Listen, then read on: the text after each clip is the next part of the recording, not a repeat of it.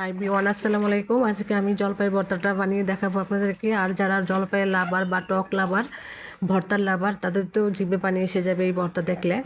তা আমার জলপাই বা যে কোনো টক খেতে খুব ভালো লাগে। যেই সিজনে যেই টকই থাকুক না কেন, আমি সেইগুলো দিয়ে ভর্তা বানিয়ে খেতে আমার ভীষণ ভালো লাগে। তো আজকে মরিচগুলো আমি চুলায় পোড়াচ্ছি। তো চুলায় পুড়ে এই ভর্তাটা বানাবো। তো এই মরিচগুলো যদি আমি ছাইয়ের মধ্যে পোড়াতাম বা টেলে নিতাম, ভর্তাটা কিন্তু আর একটু স্বাদ হতো।